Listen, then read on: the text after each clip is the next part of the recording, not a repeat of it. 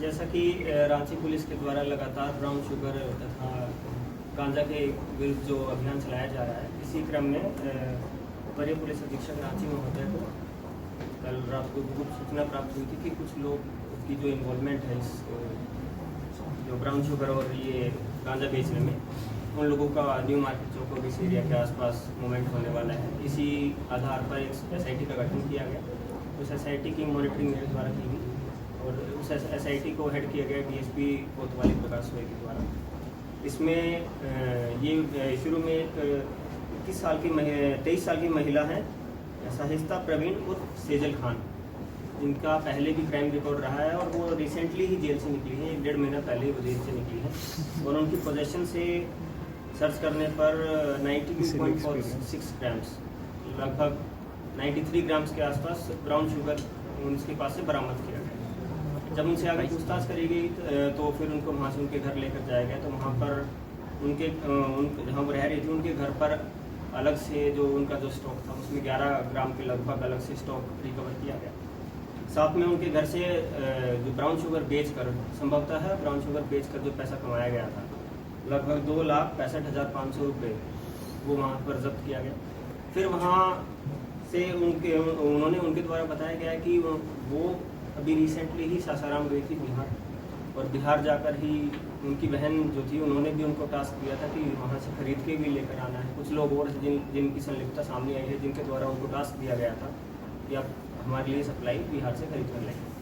आगे इसी बेसिस पर उनकी जो बहन है, जिनका नाम है मुस्कान और सगुफ्ता प्रवीण, उनके आवास पर भी से रेड करी गई।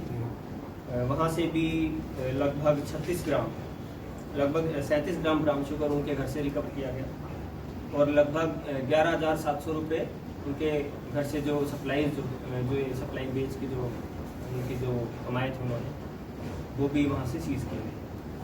बाद में उनके घर पर जब सर्च कर रहे थे तो उनके फादर की और उनके जो हस्बैंड हैं उनकी भी इन्वॉल्वमेंट सामने आई। उनकी पोजीशन से भी कुछ ब्राउन शुगर रिकवर किया गया। तो इसी क्रम में टोटल 4 लोगों की गिरफ्तारी रांची पुलिस द्वारा की गई है। इसमें ये जो 2 बहनें हैं, साहिस्ता प्रवीण और सगुफ्ता प्रवीण, जिसमें साहिस्ता प्रवीण अभी रिसेंटली जेल से निकले, इन दोनों को गिरफ्तार किया गया। और ये सगुफ्ता प्रवीण जो है इनके हस्बैंड हैं मोहम्मद राजू, उनको भी गिरफ्तार किया गया है। और इन दोनों के जो फादर हैं मोहम्मद सरवर, जो उनका भी जो पुराना क्राइम रिकॉर्ड रहा है और क्राइम हिस्ट्री रही है उनका, वो भी पहले जेल आर्म्स एक्ट में जेल में जा चुके हैं, उनको भी इस केस में गिरफ्तार किया गया है। और आगे जो जितने भी हमें आगे तथ्य मिले हैं, उस टोटल जो हमारी ब्राउन शुगर की रिकवरी है वो है लगभग 140 ग्राम ब्राउन शुगर रिकवर किया गया है, जो रिसेंट डेज में रांची पुलिस के द्वारा हाईएस्ट क्वांटिटी है इस रिकवरी की ब्राउन शुगर की, जिसका बाजार मूल्य लगभग 28 लाख रुपए है। और जो टोटल कैश की जो रिकवरी हुई है वो 2,76,520 रुपये, ये कैश जो है प्रोसीड्स ऑफ क्राइम के तहत ये सीज किया गया है।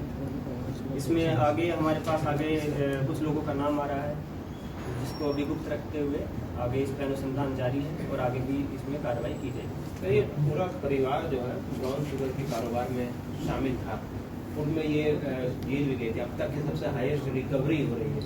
ये नेटवर्क किनसे कनेक्शन में रहता है? नेटवर्क जिनसे भी कनेक्टेड रहता है वो अभी जांच में है और उनका हम नाम डिस्क्लोज नहीं कर सकते हैं, वो अनुसंधान अंतर्गत है। आगे भी रांची पुलिस इसी कार्रवाई को आगे जारी रखते हुए उनके ऊपर कार्रवाई करेगी। और जनता से हम यही अपील करते हैं कि इस जितना भी ये नेटवर्क है उसकी जानकारी हमें दें और अपने बच्चों को, परिवार वालों को, अगर आपको जानकारी है कि कोई इसमें संलिप्त है तो ये जो नशा है इससे बचाएं, खुद को बचाएं और अपने परिवार को। सर, आपने कहा कि सासाराम में वो रहती थी, वहाँ से गिरफ्तारी की है या वहाँ सप्लाई करती?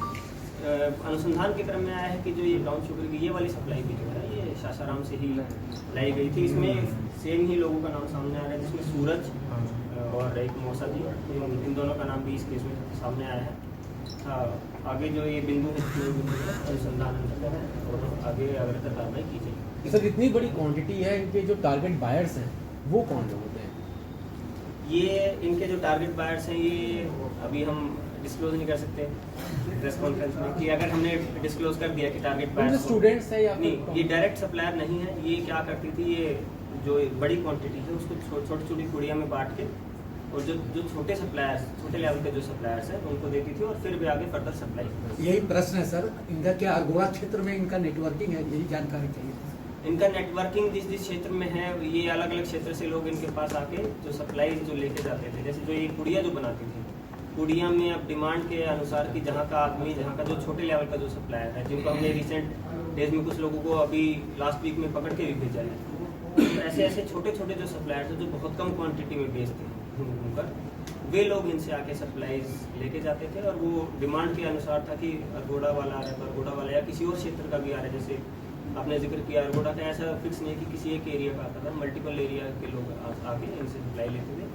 और आगे भी इस नेटवर्क के विरुद्ध जो है रांची पुलिस की कार्रवाई जारी रहेगी। सर, ये दोनों बहन इस कारोबार में कैसे जुड़ गई है, क्या कुछ बता पा रही है? बैकग्राउंड स्टोरी की कैसे जुड़ी और कैसे नहीं जुड़ी वो हम मीडिया लाइव लगातार के वीडियो को लाइक करें, सब्सक्राइब करें और बेल आइकन को दबाना न भूलें।